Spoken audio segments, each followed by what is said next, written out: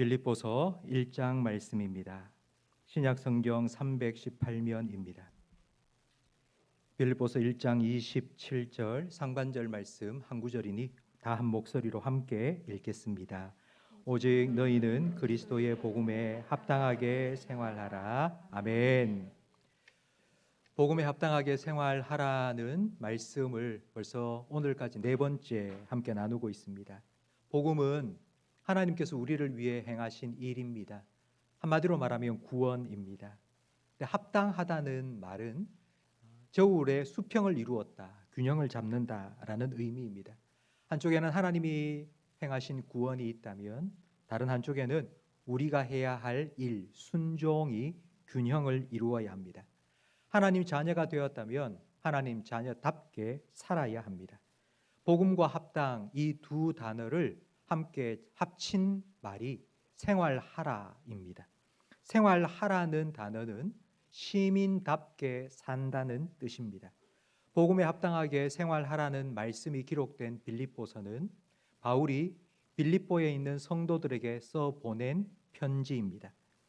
빌립보는 로마를 위해 25년 이상 군 복무를 하고 로마 시민권을 취득한 퇴역 군인들이 모여 살던 도시입니다.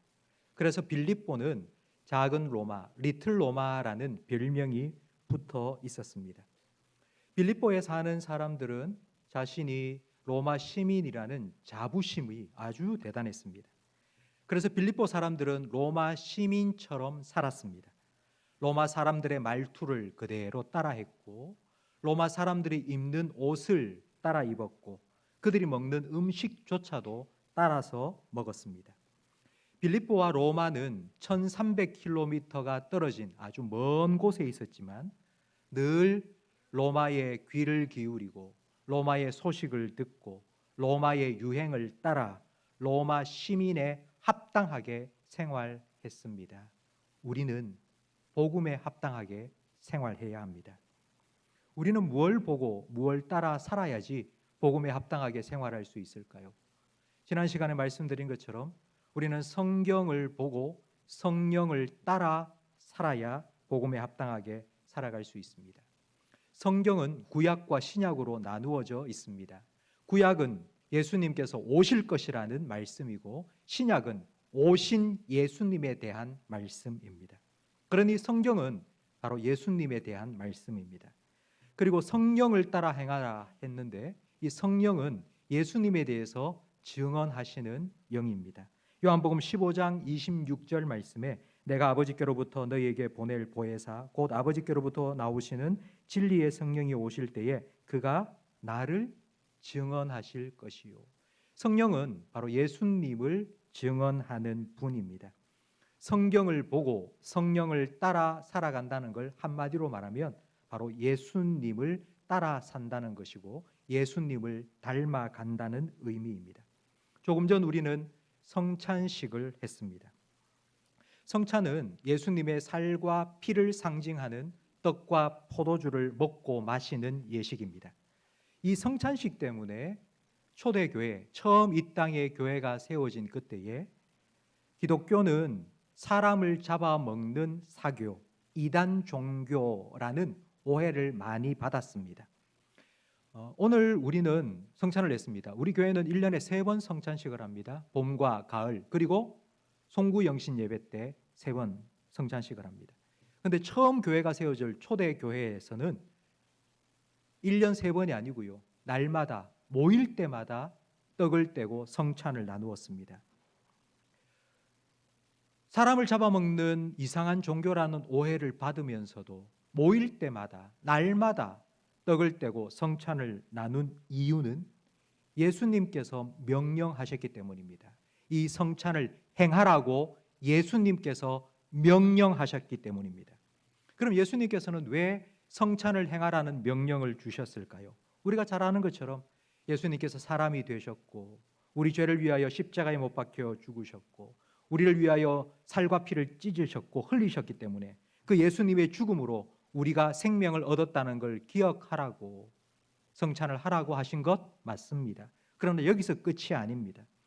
초대교회 성도들은 날마다 모일 때마다 성찬을 행하면서 예수님의 살과 피를 상징하는 떡과 포도주를 날마다 먹고 마시면서 내가 예수님 때문에 구원받았지. 예수님이 나를 위해서 죽으셨지. 그 예수님 때문에 내가 살았지. 그러면 내가 이제 어떻게 살까? 나는 어떻게 살아야 될까라는 고민과 질문을 하도록 이 성찬을 하라고 명하신 것입니다. 이 질문에 대한 대답, 나는 어떻게 살아야 되지?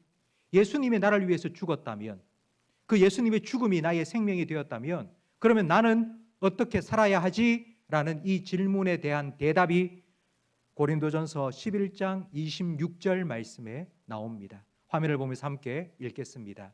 너희가 이 떡을 먹으며 이 잔을 마실 때마다 주의 죽으심을 그가 오실 때까지 전하는 것이니라. 아멘. 그의 죽으심을 그가 다시 오실 때까지 전한다. 그의 죽으심을 전한다는 건 선포한다는 뜻도 있고 드러낸다는 의미도 있습니다. 예수님의 죽으심을 내가 어떻게 드러낼 수 있을까요? 이건 무슨 의미일까요? 예수님의 죽음에 대해서 우리는 다 알고 있습니다. 예수님께서 십자가에 못 박혀 죽으셨다는 것을 이 자리에 계신 모든 성도님들은 다 알고 계십니다. 그런데 과연 그 예수님의 죽음이 어떤 의미입니까? 출애굽기 21장에 보면 이런 율법이 나옵니다. 집에 기르는 소가 옆집의 사람을 받아서 죽였습니다. 사람을 쳐받아 죽인 소는 반드시 죽여야 합니다. 만약 그 소를 죽이지 않으면 주인이 죽습니다. 그러니 소를 죽여야 합니다. 그런데 주인이 소를 너무 사랑해서 소를 죽이는 대신 자기가 대신 죽은 거예요. 미친 짓이죠. 이해가 되지 않습니다. 성도 여러분, 예수님께서 나를 위해서 십자가에 못 박혀 죽으셨다는 건 소를 위해서 내가 죽었다는, 주인이 죽었다는 이 미친 이야기보다 더 이해할 수 없는 일입니다. 이런 예수님의 죽음이 단순히 우리가 예수님의 희생, 예수님의 사랑 이런 걸로 표현해낼 수가 없습니다. 그럼 이 예수님의 죽음을 우리는 어떻게 전하고 드러낼 수 있을까요? 우리도 예수님처럼 따라할까요? 집에서 기르는 강아지 대신 내가 죽을까요? 그게 예수님을 따라 사는 걸까요? 아니요.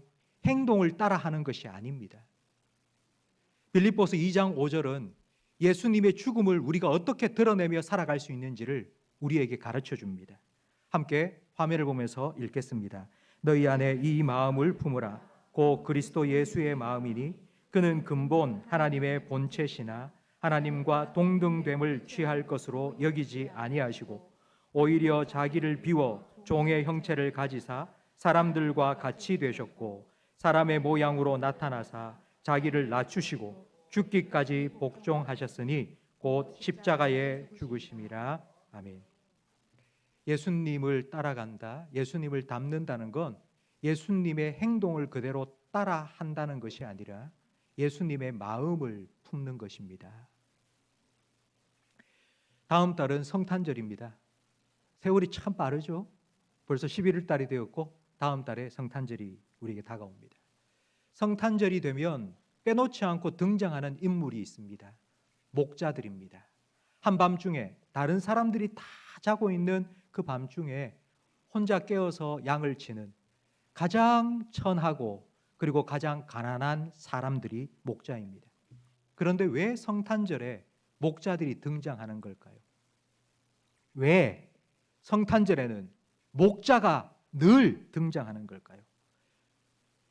하나님의 아들이신 예수님께서 우리를 구원하기 위해 하늘 보좌 영광 버리고 이 땅에 내려온 그날 대대적인 홍보가 없었습니다. 왕이 오신다 박수치고 맞으라고 환영 행사를 한 것도 아닙니다. 요란을 떨지도 않았고 난리 법석을 떨지도 않았습니다. 조용히 은밀하게 아무도 모르게 오셨는데 오직 한밤중에 깨어서 가장 낮고 천한 직업을 가진 목자들, 그들에게 예수님이 오셨다는 소식을 제일 먼저 전해 주셨습니다. 예수님이 이렇게 오셨습니다. 내가 누군데, 내가 너희를 위해서 이렇게 오는데 박수치고 나를 맞아달라고 그렇게 하지 않으시고 조용히 은밀하게, 혹시 내가 그렇게 오면 난리를 치고 요란법석을 떨고 오면 방해가 될 수 있으니까. 본격적인 사역을 시작하기 전 마귀에게 시험을 받으셨습니다. 마귀는 예수님을 수많은 사람들이 모인 성전 꼭대기에 데리고 가서는 뛰어내려라. 그러면 천사들이 너를 다 받들어주고 그 장면을 이 모인 수많은 사람들이 보면서 와, 대단하네, 박수치고 환호하며 너를 따를 것이니 네가 하고자 하는 그 일들이 더 쉽게 될 거라고 유혹했습니다. 그때 예수님께서 대답하셨습니다. 주 너의 하나님을 시험하지 말라. 예수님의 이 말씀은 하나님을 너 자신의 영광을 위해서 이용하지 말라는 뜻입니다. 내가 이루고자 하는 일을 이루기 위해서 하나님을 이용하지 말라고 예수님께서 말씀하셨습니다. 예수님께서 겟세마네 동산에서 체포당하실 때 칼을 휘두르며 저항했던 베드로를 향해서 이렇게 말씀하셨습니다. 마태복음 26장 53절 말씀을 화면을 보면서 함께 읽겠습니다. 너는 내가 내 아버지께 구하여 지금 12군단 더 되는 천사를 보내시게 할 수 없는 줄로 아느냐. 내가 만일 그렇게 하면 이런 일이 있으리라 한 성경이 어떻게 이루어지겠느냐. 십자가에 못 박혀 계신 예수님, 그 예수님께서 그 순간에 하나님께 기도해서 12군단이 더 되는 천사를 내려오게 할 수 있습니까? 없습니까? 있습니다. 예수님은 그럴 능력이 있으십니다. 그런데 그렇게 하지 않으셨습니다. 예수님은 그렇게 할 자격이 있습니다. 예수님은 하나님의 아들이시기 때문입니다. 그런데 그렇게 하지 않으셨습니다. 그렇게 하지 않은 이유는 하나님의 뜻이 이루어져야 하니까요. 나는 그렇게 할 수 있어요.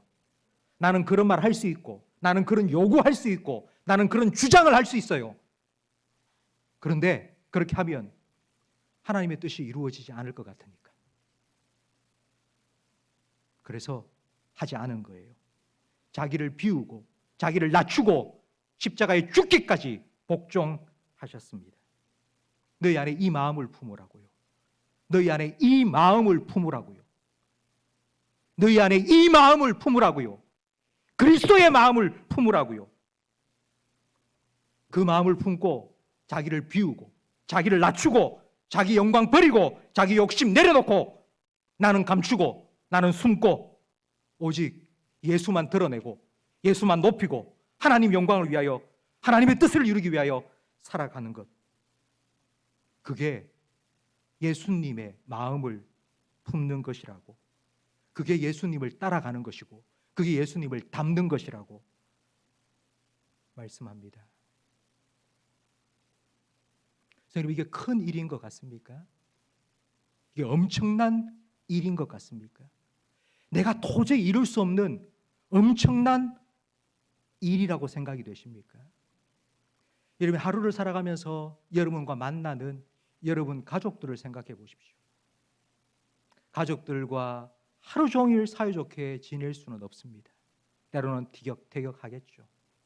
함께 직장 생활하는 동료들과 사이에서도 이런 갈등이 저런 갈등이 있을 수 있습니다. 나는 충분히 그런 말을 할 수 있고요. 나는 충분히 그렇게 할 수도 있습니다.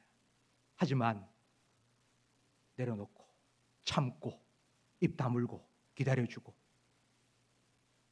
예수님의 마음을 품는 겁니다. 이게 예수님의 마음을 품는 것입니다. 우리는 이렇게 살아가기 위해서, 이렇게 살아가고자 오늘 이 성찬에 참여했습니다. 예수님께서 나를 위하여 십자가에서 찢으신 그 살을 상징하는 떡을 먹었고요. 예수님께서 십자가 위에서 나를 위하여 쏟으신 피를 상징하는 포도주를 우리는 함께 마셨습니다.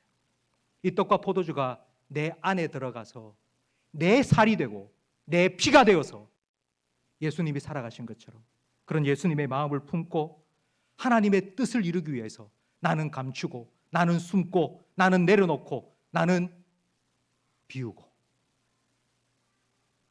살아가겠습니다. 그렇게 살아가겠습니다.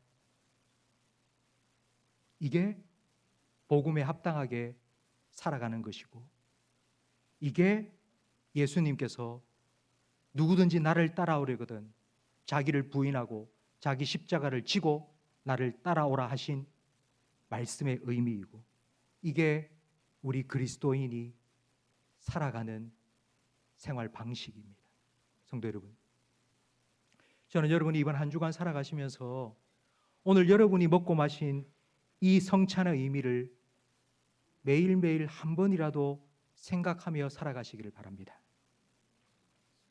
예수님께서 나의 생명을 위해서 자기의 살을 찢고 피를 흘려 주신 것처럼 그 마음을 품고 그 마음으로 살아갈 때에 여러분을 통하여서 하나님의 뜻이 여러분의 가정과 일터에 이루어지며 하나님이 다스리시는 하나님의 나라가 여러분을 통하여서 이루어지기를 주님의 이름으로 축복합니다.